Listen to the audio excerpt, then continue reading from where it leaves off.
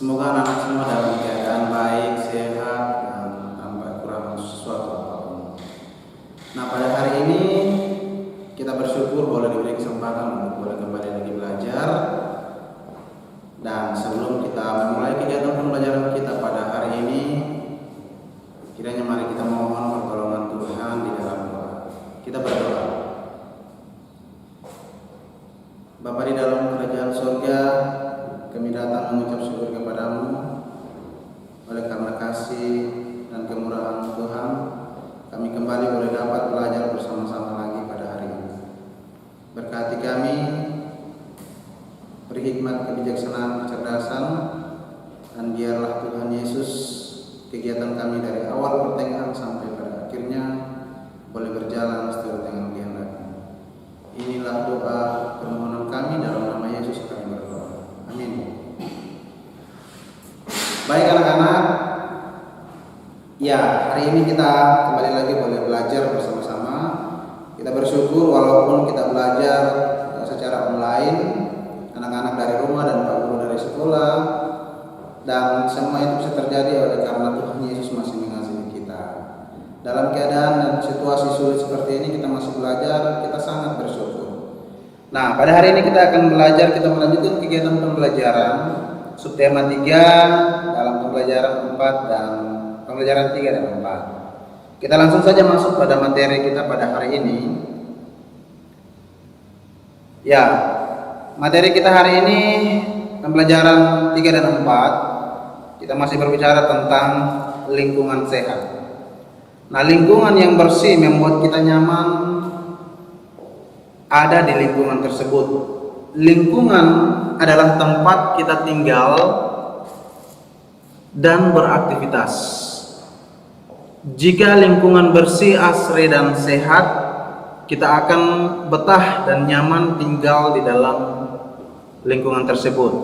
Sebaliknya, jika lingkungan tersebut kotor dan gersang, lingkungan menjadi tidak sehat dan kita tidak akan nyaman tinggal di dalamnya. Nah, sudahkah anak-anak mencintai lingkungan? Bagaimana cara anak-anak menjaga lingkungan agar lingkungan di sekitar rumah itu tetap sehat? Kita akan melihat bagaimana caranya. Oke, dalam pembelajaran 3 kita akan memperbaiki laporan hasil wawancara. Nah, kaitannya dengan laporan hasil wawancara ini kita sudah mempelajari dalam pembelajaran-pembelajaran sebelumnya bagaimana membuat sebuah laporan yang baik, ya. Bagaimana kita membuat sebuah hasil wawancara dengan seseorang atau dengan narasumber. Nah, kita lihat di sini olahraga setiap hari itu membuat tubuh kita sehat. Lingkungan yang asri juga menunjukkan lingkungan yang sehat, ya, benar ya. Bagaimana lingkungan di tempat tinggalmu? Nah, pada pembelajaran sebelumnya tentu kita sudah mempelajari wawancara lingkungan sehat, ya. Anak-anak tentu sudah mempelajarinya. Dan sekarang tentu berbicara tentang wawancara itu tidak terlepas dari namanya narasumber.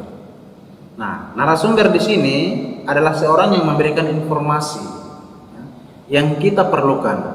Narasumber ditentukan berdasarkan pengetahuan dan keahliannya, ya. Seseorang terhadap suatu bidang yang berkaitan dengan topik wawancara. Narasumber juga dipilih karena keterlibatannya dalam suatu peristiwa yang berkaitan dengan topik. Jadi untuk mengambil narasumber itu tidak sembarangan seseorang dipanggil atau dipilih menjadi narasumber. Tapi narasumber itu seseorang yang punya keahlian, seseorang yang punya pengetahuan, kemudian dia juga harus terlibat secara langsung sehingga ketika kita wawancara kita mendapatkan informasi yang jelas, informasi yang pasti atau informasi yang akurat. Nah, ini adalah salah satu contoh, ya, konsep laporan hasil wawancara. Nah, di sini kita lihat ada beberapa yang perlu diperhatikan ketika kita ingin membuat laporan hasil wawancara. Yang pertama, kita perlu perhatikan latar belakang. ya. Kita wawancara dengan orang, kita perlu mengetahui apa yang melatar belakangi dari wawancara kita terhadap narasumber tersebut. Tentu kita juga perlu melihat apa tujuan, ya, apa tujuan dari ketika kita mewawancarai orang. Kita perlu tahu tujuannya apa. Topik wawancara juga itu harus jelas, ya. Ketika kita mewawancari seseorang, apa topik yang kita bincangkan itu harus jelas kita sampaikan, ya. Kemudian nama narasumber itu juga harus kita tanya, ya. Kita harus menanyakan siapa nama narasumber atau siapa orang yang kita temani wawancara, ya. Atau bisa dikatakan responden. Orang yang kita wawancarai itu adalah responden kita. Nah, kemudian pewawancara. Nah, pewawancara ini adalah kita sendiri yang mewawancarai orang lain. Itu juga perlu jelas siapakah dia, namanya siapa, itu penting, ya. Kemudian waktu dan tempat. Waktu dan tempat kita melakukan wawancara itu perlu dan harus dicantumkan dalam hasil laporan wawancara kita terhadap narasumber. Setelah kita membuat laporan hasil wawancara, kita perlu membuat kesimpulan dari wawancara kita dengan narasumber itu. Kira-kira apa kesimpulan yang kita harus ambil dari wawancara kita. Nah, itu adalah salah satu contoh atau konsep hasil laporan wawancara. Nah, di sini kita akan melihat, ya, manfaat penghijauan lingkungan dengan tanaman obat keluarga. Nah, tanaman obat keluarga ini nanti Pak Guru akan menjelaskan, itu antara lain kunyit, kemudian bawang, dan ada beberapa tanaman lain, contohnya kayak lengkuas. Anak-anak bisa perhatikan juga di halaman 93, nanti ada petunjuk di bawah, anak-anak boleh membaca teks tersebut. Nah, setiap perilaku manusia berdampak pada lingkungan. Benar, ya? Apa yang kita lakukan itu yang pastinya baik buruknya itu berdampak pada lingkungan tempat di sekitar kita tinggal atau lingkungan pada umumnya. Misalnya saat kita membuang sampah sembarangan. Nah, lingkungan akan menjadi kotor dan tidak terawat. Sudah jelas, ya, kalau kita membuang sampah sembarangan, tentu lingkungan akan kotor dan tidak sehat bagi kita. Kesehatan kita juga pasti akan terganggu. Begitu juga saat kita hendak melakukan penghijauan di lingkungan sekitar. Nah, selain lingkungan menjadi rindang dan udara menjadi sejuk, banyak manfaat yang kita peroleh dari penghijauan tersebut. Nah, kita dapat melakukan penghijauan dengan menanam tanaman obat keluarga. Toga biasanya, ya, atau obat keluarga, tanaman obat keluarga biasanya ditanam di setiap rumah. Toga ini adalah tanaman obat keluarga, ya. Memberikan banyak manfaat bagi orang-orang yang menanamnya. Nah, anak-anak bisa baca teks pada halaman yang ke-93, halaman 93. Anak-anak bisa baca kira-kira apa itu toga, supaya anak-anak tidak salah paham. Toga ini kira-kira apa, ya, Pak Guru? Nah, anak-anak bisa baca teks tersebut supaya anak-anak bisa paham apa-apa saja yang termasuk atau tergolong dalam tanaman keluarga.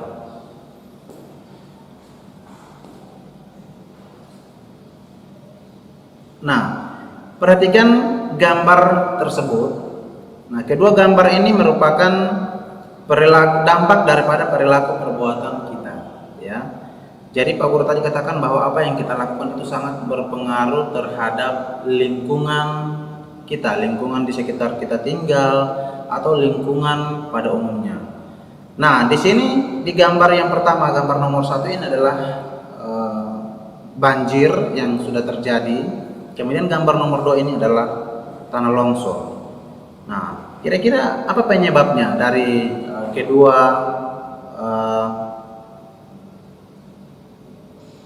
tampak kedua gambar tersebut ini, kira-kira penyebabnya apa? Anak-anak bisa perhatikan, ya. Nah, kondisi lingkungan pada gambar tersebut dapat terjadi jika kita tidak menjaga lingkungan dengan baik. Membuang sampah sembarangan dan menebang pohon secara liar dapat menjadi faktor utama penyebab terjadinya bencana seperti pada gambar. Nah, tahukah anak-anak hal yang harus dilakukan dan hal yang harus dihindari untuk menjaga lingkungan agar tetap sehat?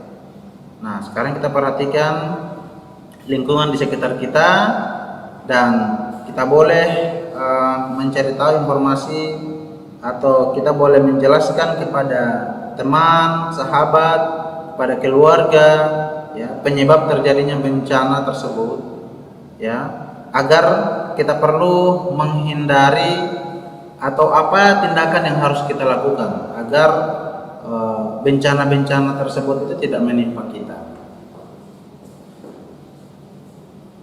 Nah, setelah kita mengamati gambar di atas tadi, kita tentu akan melihat hak dan kewajiban kita terhadap lingkungan. Nah, mengidentifikasi hak dan kewajiban dalam menjaga kelestarian lingkungan sekitar. Kedua gambar ini merupakan bencana yang timbul akibat kelestarian lingkungan yang tidak terjaga, yaitu banjir. Banjir terjadi jika lingkungan kurang atau tidak memiliki daerah resapan air. Banjir ini juga dapat disebabkan oleh saluran air yang tersumbat. Nah, bencana lain yang mungkin terjadi akibat lingkungan yang kurang terawat adalah tanah longsor. Tanah longsor terjadi karena kondisi tanah yang mengalami pengikisan oleh air. Tanah yang terkikis disebabkan oleh kurangnya tumbuhan. Bagaimana atau berbagai bencana dapat timbul karena ulah manusia. Oleh karena itu, manusia berkewajiban untuk menjaga lingkungan agar terhindar dari bencana yang dapat mengancam keselamatan. Nah, perhatikan gambar ini. Tentu anak-anak kita harus mengetahui hak dan kewajiban kita di dalam kita menjalani kehidupan kita sehari-hari. Hak yang apa yang harus kita lakukan dan apa yang harus kita terima itu sangat penting untuk diperhatikan. Ya, ketika kita melaksanakan kewajiban kita dengan baik, maka hak orang lain juga akan terpenuhi. Begitu juga ketika kita ingin hak kita terpenuhi, ya, maka kita perlu melakukan kewajiban kita agar hak kita itu dapat terpenuhi, ya. Seperti anak-anak boleh melihat, menyimak video tersebut, ya. Pak Guru akan menunjukkan video ini.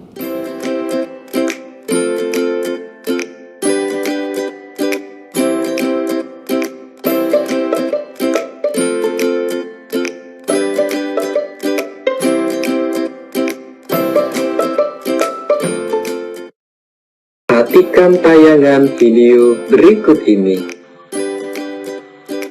Foto apakah ini? Apa itu gunung? Foto apakah ini? Apa kegunaan hutan? Foto apakah ini? Bagaimana cara menjaga kebersihan sungai? Foto apakah ini? Apa manfaat pantai bagi masyarakat sekitarnya? Bagaimana cara menjaga kelestarian pantai? Itu tadi merupakan lingkungan alam di sekitar kita. Lingkungan alam diciptakan oleh Tuhan. Foto apakah ini? Apa itu perumahan? Foto apakah ini? Apa yang dilakukan orang di taman? Foto apakah ini? Apa kegunaan sawah? Foto apakah ini? Apa manfaat waduk? Itu tadi merupakan lingkungan buatan.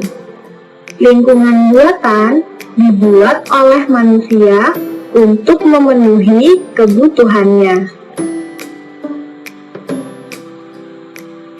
Jadi, baik itu lingkungan alam maupun lingkungan buatan, kita harus selalu menjaganya agar tidak rusak dan dapat kita gunakan bersama.